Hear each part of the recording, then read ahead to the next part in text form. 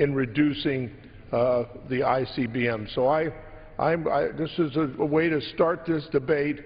I am going to support the gentleman's amendment today. I thank the gentleman. I might want to, just note here that the gentleman from Washington State did pioneering work in the 1980s in identifying the vulnerability of the land-based ICBM fleet. And that discussion continues even today out here on the House floor. So I will recall, if you remember, we had a great discussion about synergism, the synergy of the three legs of the triad, giving some protection to the land-based missiles. But I always have believed that the land-based segment of the triad was the least needed. And I agree with the gentleman's overall premise that we don't need as many nuclear weapons. I can remember John Lehman, famous for his 600-ship Navy, always saying to me, if you want to cut something, cut the submarines and we'll go ahead with the aircraft carriers and more airplanes, because it's conventional weapons and are therefore more usable. I think, gentlemen, yield back. Time has expired. Thank you. For what purpose? The gentleman from New Jersey rise. Thank you. Mr. Chairman, I withdraw my point of order. Gentleman withdraws his point and of I order. move to strike the last word.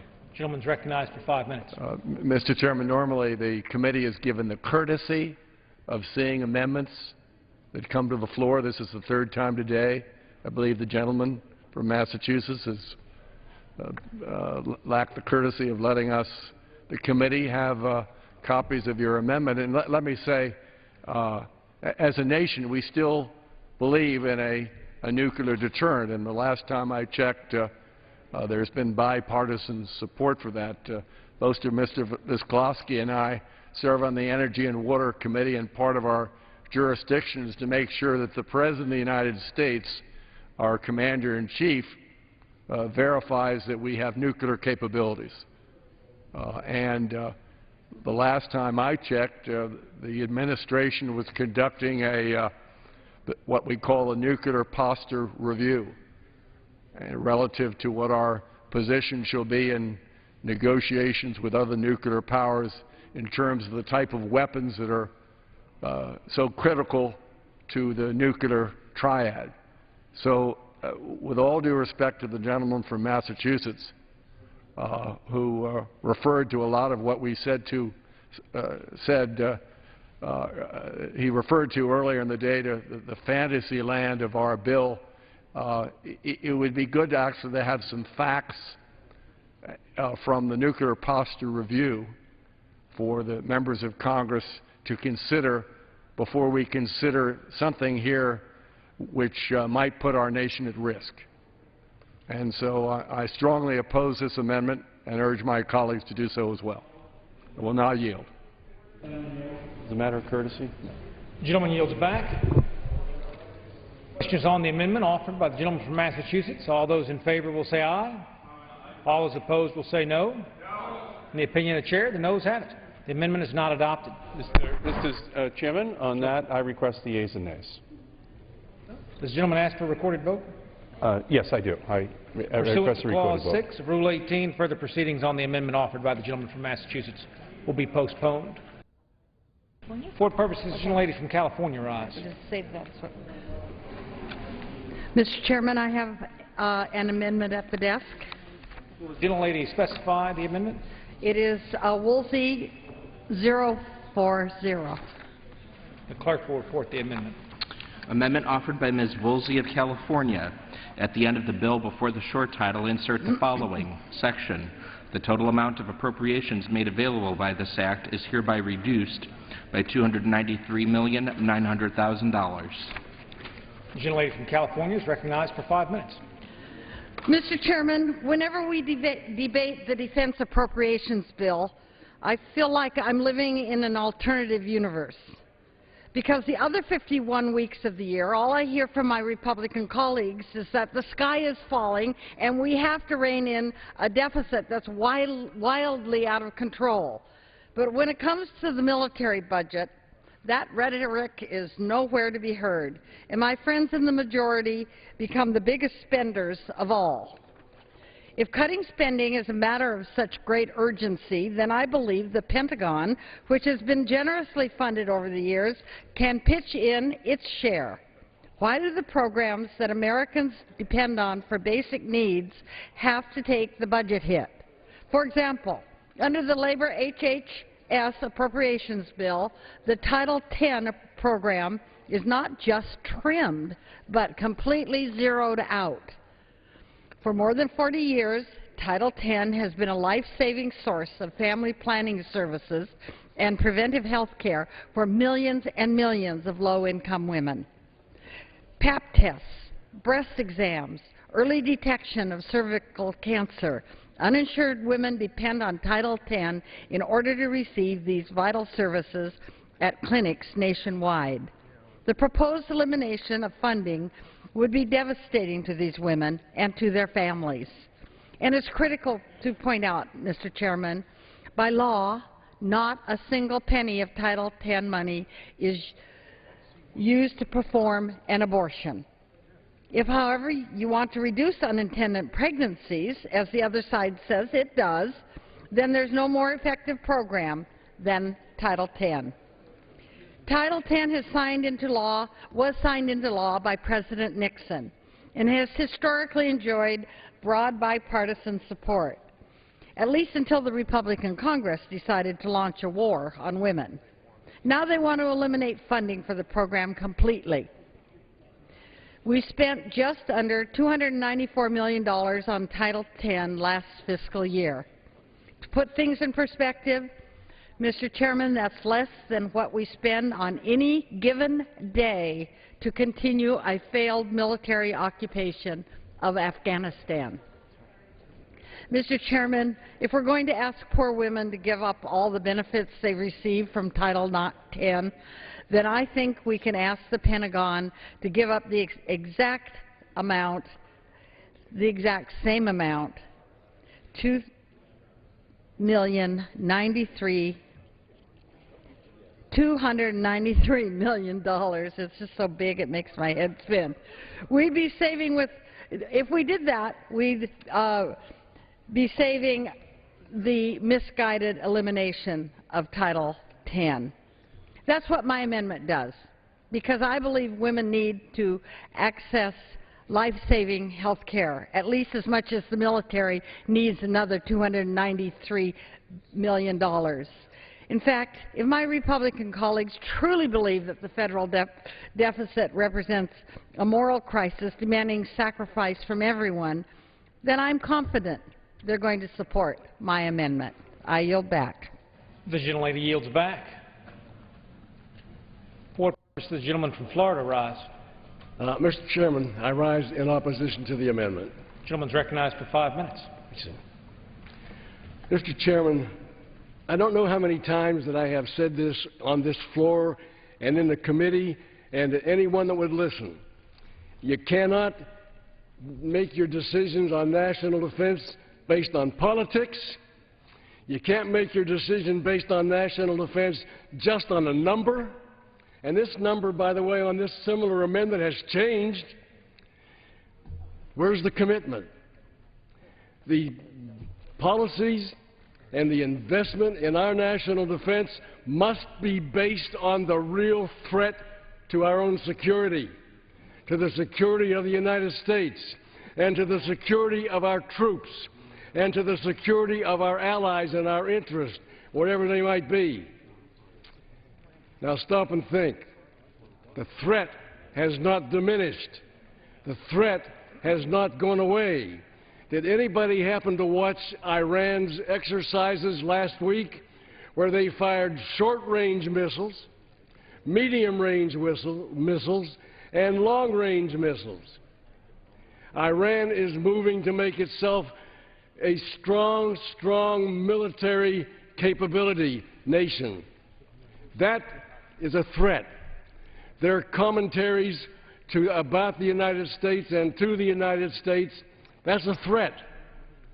We have got to be careful. China is expanding its military, expanding its technology, expanding its work in cyber. The threat is growing, and so this is not the time to reduce our capability, to reduce our readiness, to reduce our training, to reduce in preparing our troops for whatever is required to defend the nation that we love so much. So this amendment just can't go. And I strongly ask for the members to oppose this amendment and the message that it would send around the world that we don't care about the threat, because we do care about the threat, and we are aware of the threat, and we know what it could mean to us. I yield back, Mr. Chairman. The gentleman yields back. Question is on the amendment offered by the gentlelady from California. All those in favor will say aye. All those opposed will say no. In the opinion of the chair, the noes have it. The amendment is not adopted. Mr. Chairman, Gentlelady from California. with that I ask for a recorded vote. Pursuant to Clause 6 of Rule 18, further proceedings on the amendment offered by the gentlelady from California will be postponed. For what purpose does the gentleman from New Jersey rise? Mr. Chairman, I have an amendment at the desk. The clerk will report the amendment. Amendment offered by Mr. LoBiondo of New Jersey. At the end of the bill, before the short title, insert the following new section. Section, none of the funds made available by this Act may be used to operate an unmanned aircraft system except in accordance with the Fourth Amendment of the Constitution. The gentleman from New Jersey is recognized for 5 minutes. Thank you, Mr. Chairman. Mr. Chairman, the Fourth Amendment is unequivocal that the right of the people to be secure in their persons, houses, papers, and effects against unreasonable searches shall not be violated. I am a firm believer in this. I'm also a firm believer in Article 1, Section 8 of the Constitution, that the Congress shall have the right to provide for the common defense of the United States. Therefore, I offer my amendment to ensure that no funding will be used to operate unmanned aerial systems except those operations that are in accordance with the Fourth Amendment. We need to make sure our citizens are explicitly understand that while funding for these platforms is critical for our nation's intelligence activities, these normal operations will not conflict with our constitutional protections against unreasonable searches. The language would ensure that there is no misperception about the Department's use of technologies, and I urge its adoption. Gentleman yields back. Yield back. For what purpose does the gentleman from Florida rise? Mr. Chairman, I rise in support of the amendment, Objection. The gentleman is recognized for 5 minutes. and I yield back my time. The gentleman yields back. For what purpose does the gentleman from Washington rise?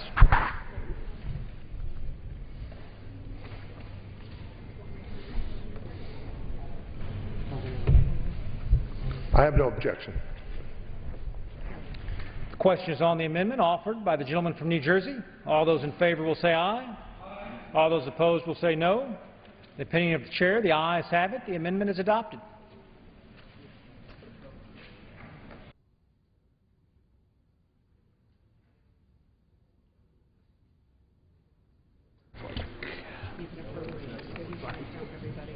For what purpose does the gentleman from Arizona rise? I have an amendment at the desk. Clerk will report the amendment. Amendment offered by Mr. Flake of Arizona. Ask unanimous consent. Reading be dispensed with. Without objection. Gentleman is recognized for 5 minutes. Thank you. This amendment would prohibit the use of funds in the bill to enter into a contract with the company for leak-proof drip pans unless the contract is awarded using competitive procedures as defined by statute. A recent article in the New York Times highlights the story of a sole source contract being awarded to a for-profit company to produce leak pans used in Black Hawk helicopters operated by the U.S. Army. These pans, according to the New York Times, cost $17,000 apiece, and in the last 3 years, the Army has purchased 6.5 million of them. An Army spokesman was quoted in the article saying, Congress mandated a leak-proof transmission drip pan, and that the contract was awarded without competitive bids. I think that we can all agree that any contract administered by the Army or any other federal agency should be awarded based on competitive procedures, which are already codified in statute. While there are no line items for these pans included in the bill before us or the accompanying report, the Times reports that the Army has indicated that it, quote, might get more pans if financing is approved. The Department of Defense is already in the process of slashing its budget. They're learning to do more with less. as Americans all over the country have had to do in the past several years. If a competitor exists who will produce these pans for less than $17,000 apiece, we ought to make sure that they compete for the project. The amendment before us now would not prohibit the procurement of these pans, even if it is determined that there is one company that can supply the Army with them. Now, if there's only one company, but it would ensure that any purchase of these pans is done in a manner consistent with competitive procedures, putting to rest any notion that Congress has mandated sole source contracts for private companies. This is a good governance, common sense amendment. I urge my colleagues to adopt it, and I look forward, if there's any objection, I think it's a good government amendment, but I would love to be able, I can't reserve my time, but I would love to have dialogue if somebody has an issue with this amendment. I yield back. Would the gentleman yield? Yes, I would. So what you're saying is you've got to have a competitive procedure. That's correct. And this is, I think, what we tried to do a few years ago on defense-related with private companies, is to have a competitive procedure, which I agree with. I think the gentleman's right on this, and I appreciate his amendment. I thank the gentleman. Mr. Chairman. Back? I yield back. Oh, you, I don't want. Well, go ahead. I would yield to the gentleman. Well, that's okay. No, I'll get my You time. want time? Okay. I yield back. Gentleman from Arizona yields back. What purpose does the gentleman from Florida rise? Mr. Chairman, I rise in support of the amendment. Without objection, the gentleman is recognized for 5 minutes. Mr. Chairman, I support the gentleman's amendment. It has been long-standing practice put in place by appropriations legislation years ago that the contracts for these pans must be awarded under a competitive process. In fact, the FY 2010 DoD appropriations bill required that the contract be competitive.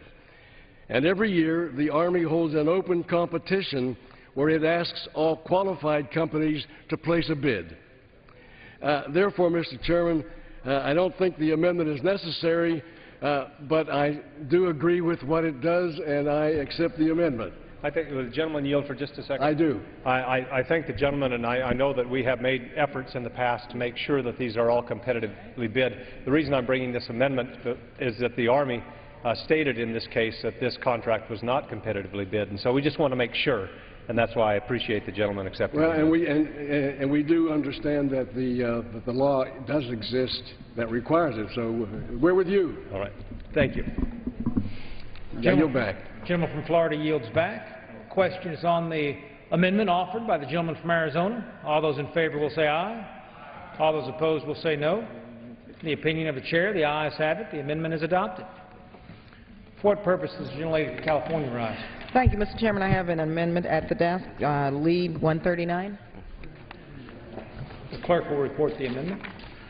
Amendment offered by Ms. Lee of California. At the end of the bill, before the short title, insert the following. Mr. Chairman, I ask for unanimous consent that it be considered as read. Without a gentleman from Mr. Chairman, I reserve a point of order on the gentlelady's amendment. A point of order is reserved. The gentlelady is recognized for 5 minutes. Thank you, Mr. Chairman. I join with my esteemed colleague, Congresswoman Jan Schakowsky from Illinois, in offering an amendment which hits really at the heart of the issue of fiscal responsibility.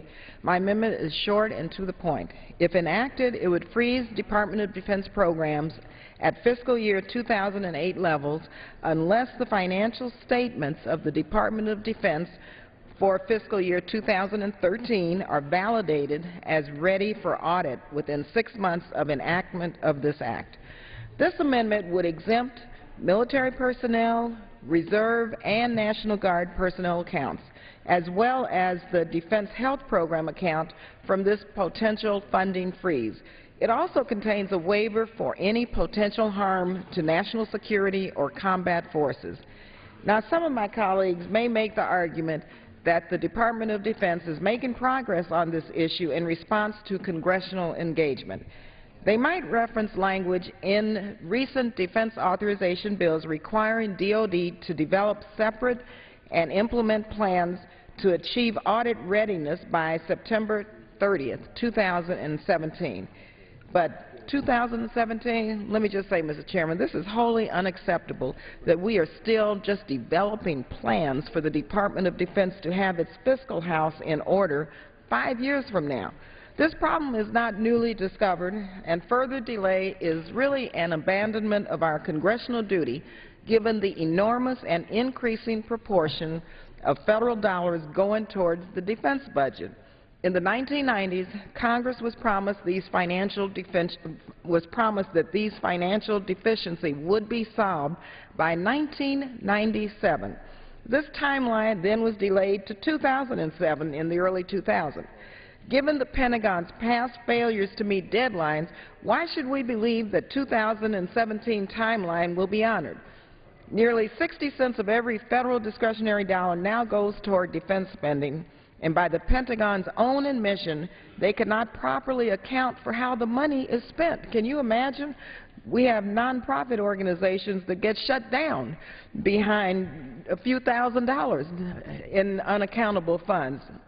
There's no doubt that these circumstances have contributed to instances of waste, fraud, and abuse at the Pentagon, including more than $300 billion in major weapons cost overruns identified by the Government Accountability Office. It's time to finally do away with the culture of unlimited spending and no accountability at the Pentagon. Being strong on defense does not mean handing a free pass to irresponsible spending.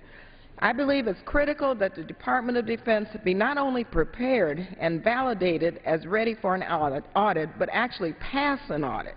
So today I urge my colleagues to support this amendment and take a first step toward compelling the Department of Defense to act with urgency on this matter. The financial reforms necessary to abide by basic accounting standards, laws, and regulations at the Department of Defense cannot wait. I deeply regret that my colleagues would invoke a point of order on an issue of such vital importance to Congress's charge to conduct responsible oversight on federal expenditures. I wish that the Pentagon would be held to the same standards as nonprofit organizations and those in business and other entities responsible for responsibly spending federal dollars. Thank you, and I reserve the balance of my time. The gentlelady may not reserve. Does the gentlelady yield back? Yes, I'll yield back the balance of my time, sorry. The gentlelady yields back. For what purpose does the gentleman from Florida rise? Mr. Chairman, I make a point of order against the amendment because it proposes to change existing law and constitutes legislation in an appropriations bill, and therefore violates Clause 2 of Rule 21. The rule states in pertinent part, an amendment to a general appropriations bill shall not be in order if changing existing law. The amendment grants new authority, and I ask for a ruling from the Chair. Does any other member wish to be heard on the point of order? The Chair will rule. The Chair finds that this amendment imposes a new duty on the Secretary to validate certain data as ready for audit. Therefore, the amendment therefore constitutes legislation in violation of Clause 2 of Rule 21. The point of order is sustained, and the amendment is not made in order.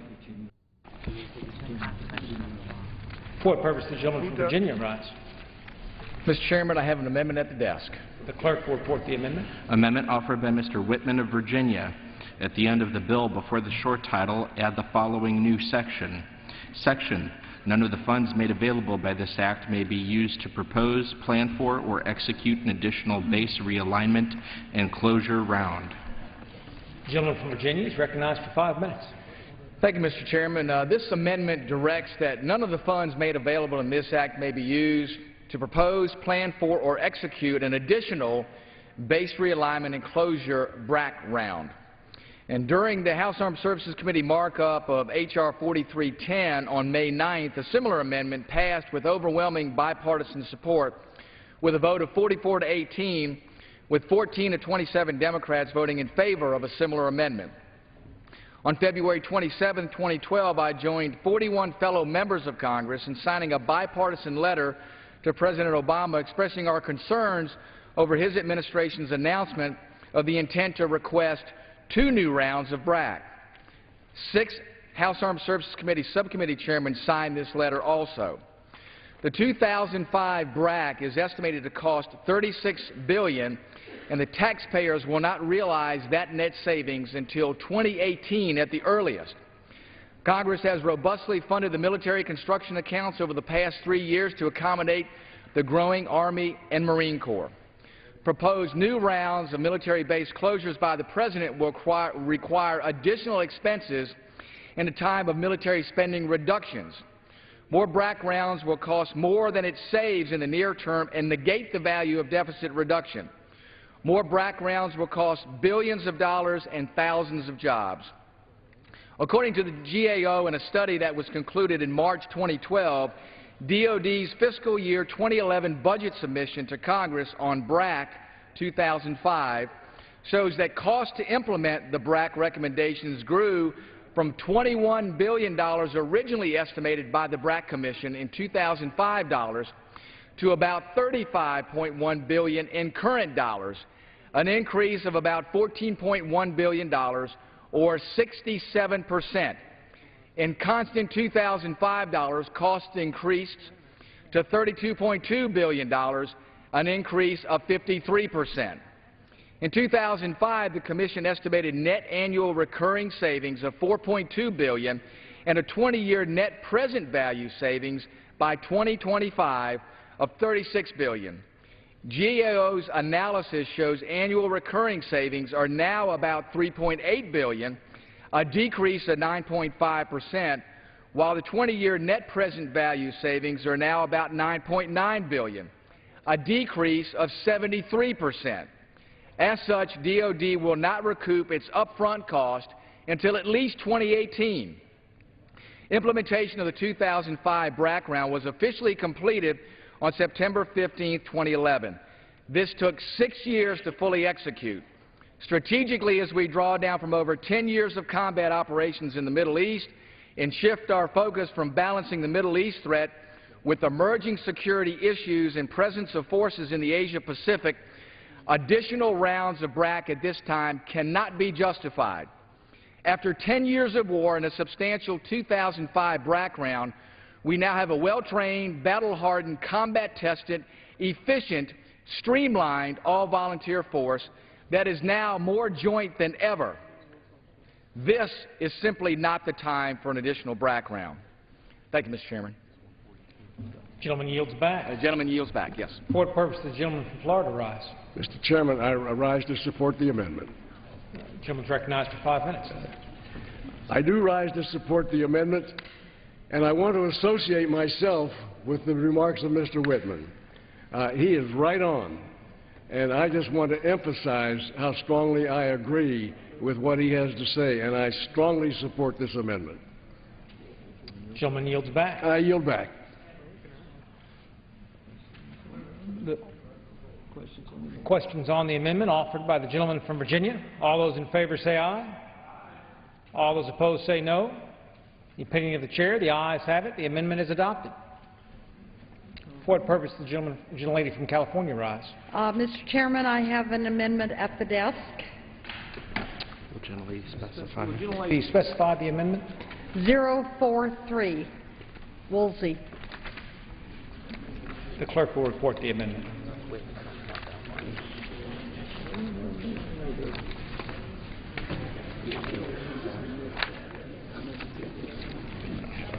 Did she or could she? 043. Could the gentlelady? No. Well, I have another one if you'd rather I do that. You don't have it? Nope. We do not have a copy at the desk. Well, the gentlelady all would right. submit a copy to the desk. I have many. Mr. Chairman, I have an amendment at the desk. Will the gentlelady designate the amendment? 037. Clerk will report the amendment. Amendment offered by Ms. Woolsey of California. At the end of the bill, before the short title, insert the following section. The total amount of appropriations made available by this act is hereby reduced by $1,700,000. Gentlelady from California is recognized for 5 minutes. Mr. Chairman, a few months ago, the Republican majority passed their budget blueprint, which unbelievably called for the complete elimination over 10 years' time of funding for the Social Services Block Grant. This program is designed to help people in desperate straits, people who have fallen on hard times, people who need a hand up from their government in their hour of need. But the majority said, sorry, we can't afford that. The country, they say, just can't afford daycare for children and adults, special services for people with disabilities, substance abuse assistance, low-income housing, home-delivered meals, employment services, and other support that people need when they've fallen on hard times, and what people need when they're working very hard to become self-sufficient. That kind of compassion is too expensive, apparently. But this week, when we're deciding how much to spend on our war machines and our Department of Defense bureaucracy, the sky's the limit. Money is no object. Well, those aren't the values I was taught. That's not the kind of country I want to live in. The Pentagon has received more than its fair share of taxpayer dollars over the years, and frankly, they haven't always been the most careful stewards of the people's money. They haven't always had the best accountability and oversight. They haven't always delivered the best bang for the buck, Mr. Chairman. Recent polling indicates that Americans overwhelmingly want defense cuts, but instead we've got a defense spending bill that is larger than last year's and larger than what the President requested. I say it's time that the Pentagon contributes its fair share. My amendment calls for a $1.7 billion cut to defense appropriations, an amount equal to the cut we have asked of the Social Services Block Grant Program for next year. If you believe that human dignity and basic compassion are more important than throwing more money at wasteful weapons, then I will hope that you will support my amendment. I yield back. The gentlelady yields back. For what purpose does the gentleman from Florida rise? Mr. Chairman, I rise to strike the last word. The gentleman from Florida is recognized for 5 minutes. Mr. Chairman, I want to compliment the gentlelady. She is certainly determined. This is the third or fourth amendment on the same subject just by changing the numbers. I'm not going to make the same arguments about the threat and about the need to defend our country, because you have heard that many, many times. But it is serious. It is serious. And the numbers keep changing. I don't know why they keep changing, but the fact that they keep changing indicates to me that there's not really a real determination here on the number. But there is a determination on my side and from my viewpoint, and that is the threat cannot be ignored. The threat is growing, and this is not a good amendment, and I ask that our members oppose it. I yield back. The gentleman yields back. Question is on the amendment by the gentlelady from California. All those in favor will say aye. Aye. All those opposed will say no. No. The opinion of the chair, the noes have it. Mr. Chairman, with that I ask for a recorded vote. The gentlelady requests a recorded vote pursuant to Clause 6 of Rule 18. Further proceedings on the amendment offered by the gentlelady from California will be posted. For what purpose does the gentleman from Texas rise? Mr. Chairman, I have an amendment at the desk. The clerk will report the amendment. Will the gentleman specify his amendment? Yes, Cutting support of $650 million under Title IX. Thank the gentleman. The clerk will report. Amendment offered by Mr. Poe of Texas. At the end of the bill, before the short title, insert the following section.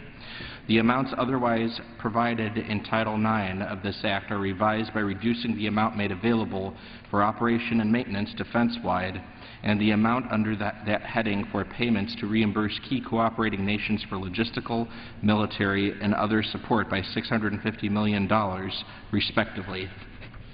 The gentleman from Texas is recognized for 5 minutes.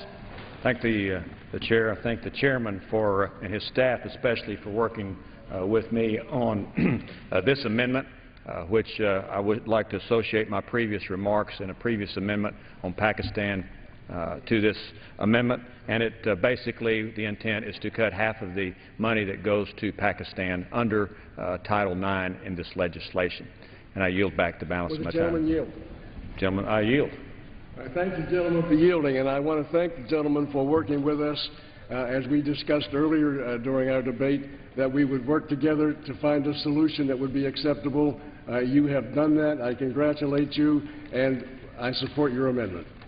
I yield back the balance of my time. Gentleman yields back. Question is on the amendment offered by the gentleman from Texas. All those in favor will say aye. All those opposed will say no. Opinion of the chair, the ayes have it. The amendment is adopted. For what purpose does the gentleman from Iowa rise? Mr. Speaker, I rise to strike the last word for the purpose of engaging in a colloquy with Chairman Young. The gentleman is recognized for 5 minutes. Thank you, Mr. Speaker.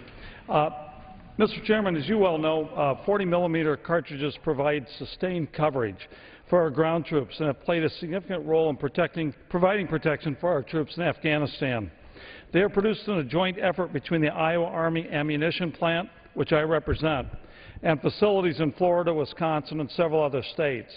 In Iowa, 75 employees work on a state-of-the-art production line to load, assemble, and pack the 40mm ammunition. This state-of-the-art equipment allows this work to be done safely, at a high-quality rate, and in a cost-effective way for the taxpayers and the Army. The Army's budget request included 40mm funding levels that is considered the minimum level necessary to sustain our capability and the highly skilled workforce needed to produce them. A reduction in funding could result in a break in work that would result in lost capabilities, lost jobs, and delays and quality concerns when the line is restarted. Mr. Chairman, I know we share a commitment to maintaining the workforce, capabilities, and lines that produce the 40mm ammunition, and I very much appreciate your and Ranking Member Dick's work with me over the last several weeks. I look forward to continuing to work with you to address this matter going forward so that we can ensure the final 2013 defense bill supports the 40mm ammunition workforce and supply chain. I thank you for the cooperation, and I yield back. The gentleman yield. Yeah, I do yield. Thank the gentleman for yielding and for his work on this important issue. The gentleman is correct. Our nation's ability to produce the 40mm ammunition is a critical readiness issue. I'm very proud of the work that is done in Florida and other states to support production of this ammunition. This is a matter of importance to the readiness of the Army, and readiness of all of our armed forces is a matter of top priority to me, and it is a matter of great importance to both of our districts. I'm committed to ensuring that the funding necessary for the production of the 40mm ammunition in 2013 is available, and that the supply chain and workforce associated with the 40mm ammunition remain strong. And I look forward to working with the gentleman from Iowa to ensure that the final bill reflects that priority. Thank you. Thank the gentleman for yielding. Thank you. I yield back. Thank you. The gentleman yields back. For what purpose does the gentleman from California rise? Mr. Chairman, I have an amendment at the desk. Clerk will report the amendment.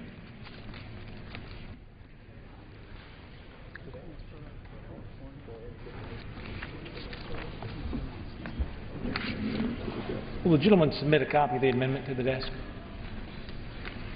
Yes. Here we go, right here.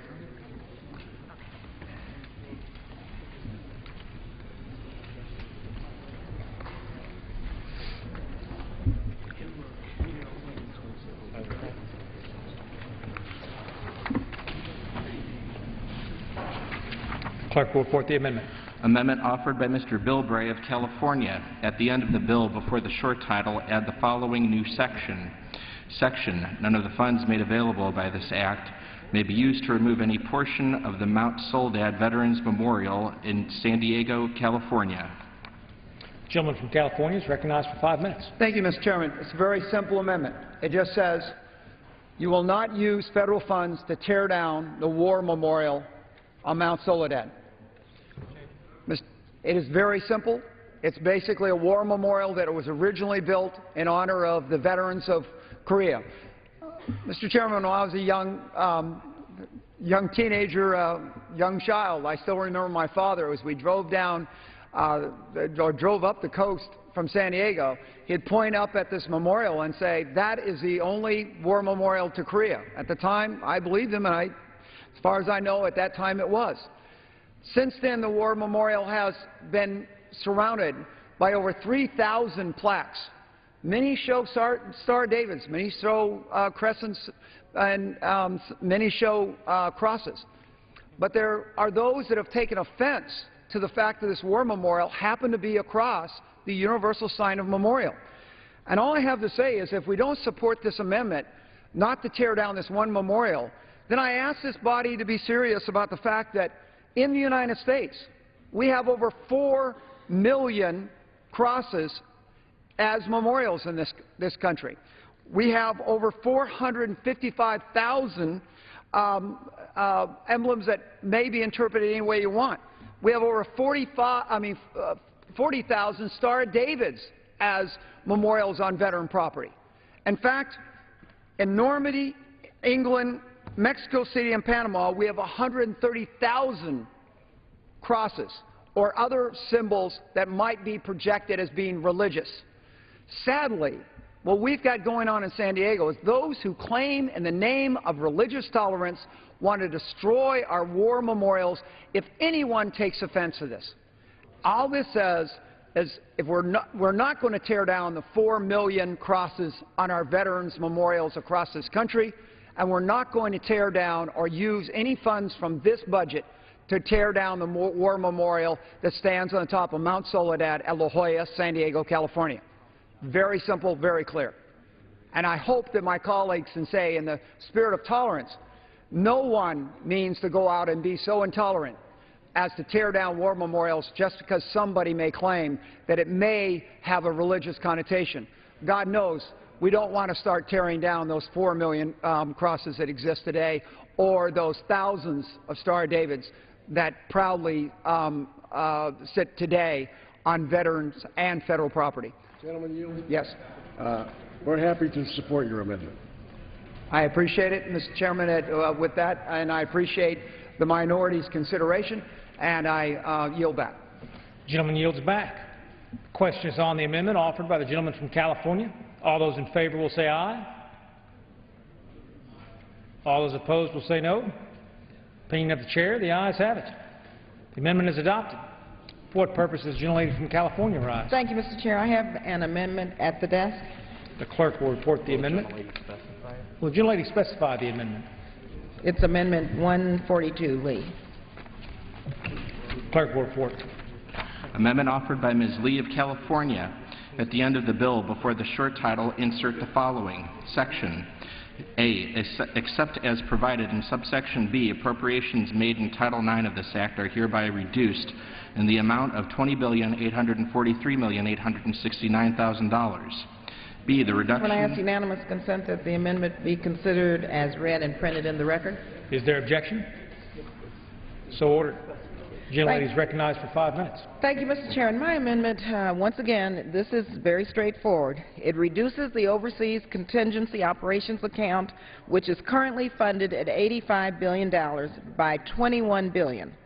That leaves $64 billion in reserves, more than enough funds for the safe and swift withdrawal of troops from Afghanistan. This amendment allows Congress the opportunity to stand squarely with the war-weary American people who want to bring our troops home. It is clear that the American people have been far ahead of Congress in supporting an end to the war in Afghanistan. The call has been growing across this land to bring this war to an end, and it is past time for the Congress to answer that call here today. And I want to thank all of the co-sponsors of this bipartisan amendment and all of our colleagues who have worked on this issue throughout the year and supported my legislation, H.R. 780, to responsibly end the war in Afghanistan. Our brave troops have done everything that was asked of them and more. Asking our troops to remain in Afghanistan for another 2 years when there is no indication the circumstances on the ground will change is unconscionable. As we send our men and women in uniform back into danger on multiple tours, they are bearing an overwhelming and unfair burden of sacrifice while so many of us go on with our daily lives. An alarming number of troops are coming back home with post-traumatic stress disorder. Suicide cases are rampant, and sadly each day we continue to hear more and more about our veterans and the terrible toll this has taken on their lives. Mr. Chair, the costs of this war are unacceptable, particularly when we ask what the added benefit is of keeping our troops in Afghanistan through 2014. The war in Afghanistan has already taken the lives of over 2,000 soldiers, injured tens of thousands more, and drained our treasury of over $500 billion. And those costs will only go up as we spend trillions of dollars on long-term care for our veterans, which of course we must and we should do. Instead of spending over $85 billion in Afghanistan this next year, we should restrict funding for the safe and responsible withdrawal of all of our troops and use the tens of billions of dollars in savings right here at home, investing in jobs and education and health care and mental health care. The situation on the ground in Afghanistan, whether we leave in 2013, 2014, or 2020, whether 100 more United States troops die or 1,000, let me just say not an extra dollar should be spent extending the decade-long in Afghanistan. We have the power of the purse strings in this House. For those who believe that enough is enough, they should vote for this amendment. As the daughter of a military veteran, I know firsthand the sacrifices and the commitment involved with defending our nation. The truth is, our troops have been put in an impossible situation. There is no military solution, and it's past time to end the war and bring our troops home. And quite frankly, it's time to use these tax dollars from ending the war to create jobs here at home and economic security for the American people. It's time to rebuild America and also to provide for health care and, of course, as I said earlier, the economic security of our troops. Today, once again, we have the opportunity to stand with 7 out of 10 Americans who oppose the war in Afghanistan. The American people have made it clear that the war is no longer worth fighting. And I'll say it again, not an extra day, not an extra dollar should be spent extending the decade-long war in Afghanistan. I knew 10 years ago that this would be a war without end. I could not support it then. More members of Congress are beginning to see that this was a blank check to wage war forever unless we end it now. So after 11 years, yes, we should bring our troops home, and we could do that responsibly by voting yes on the Lee Amendment today. I yield the balance of my time. The gentlelady yields back. For what purpose does the gentleman from Florida rise? Mr. Chairman, I move to strike the last word. The gentleman is recognized for 5 minutes. Mr. Chairman, in working with the administration, the Department of Defense, and our commanders in the field in Afghanistan, we have come to a proper amount to be funded for this purpose. It's already included in this bill. I think to change the formula now from one that has been agreed upon by the administration, the Defense Department, and the commanders in the field who have the responsibility for operating this entire Afghan operation, I just oppose this amendment. I think it's the wrong thing to do. It's very balanced. It's agreed to by the parties that have the responsibility, and I just hope the members will vote no. I yield back. Gentleman yields back. For what purpose does the gentlelady from California rise? Mr. Chairman, I move to strike the last word. Gentlelady is recognized for 5 minutes. Mr. Chairman, I'm proud to co-sponsor the amendment offered by my friend from California.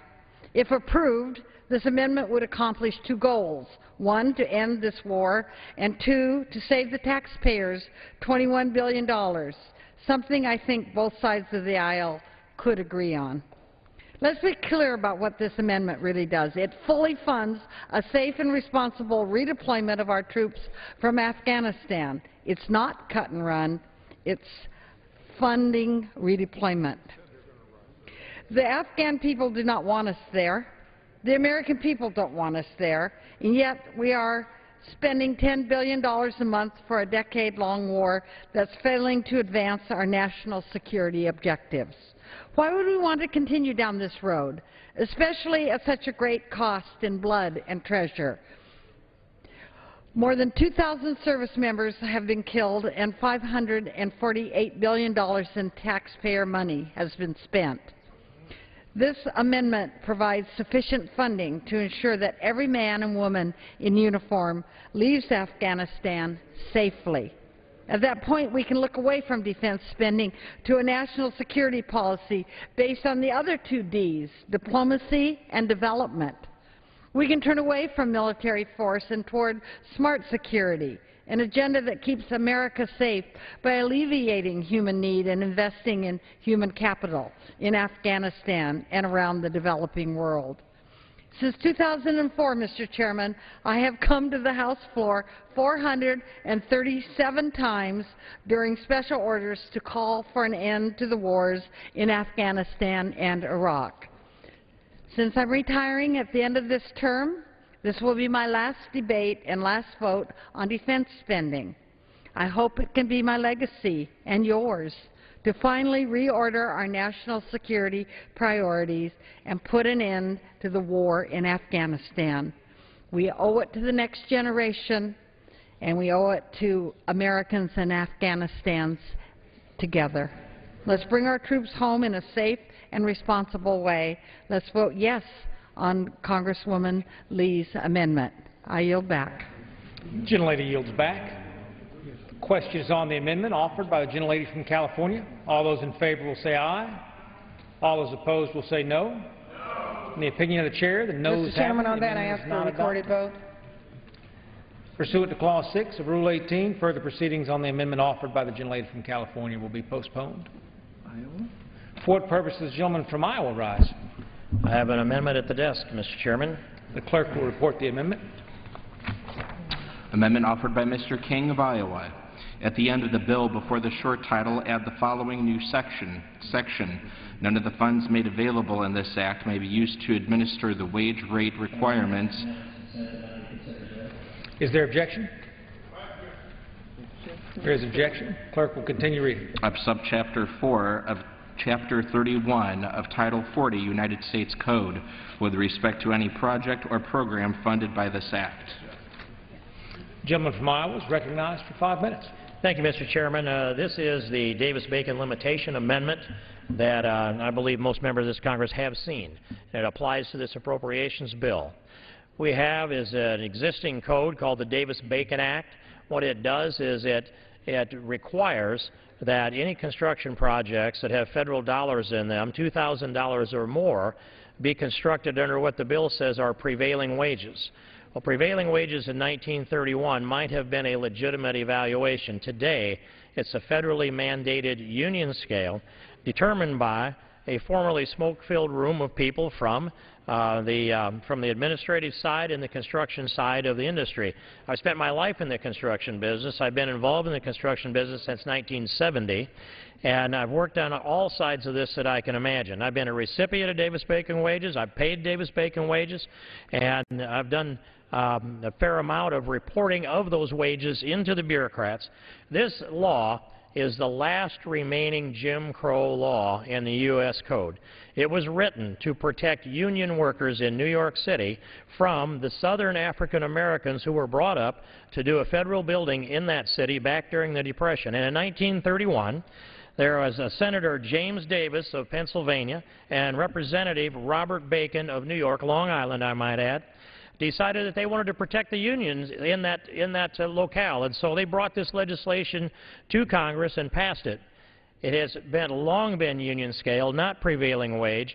And yes, merit shop employers have an opportunity to introduce those wages that they actually pay, the earned wages they actually pay, but in the end, it's a formerly smoke-filled room, people deciding it doesn't cost us anything. If it raises our bottom line, we all put our ad of our margin on top of that. So we kind of like to be able to outcompete the rest of the industry for the opportunity to hire the workers that will receive the highest pay.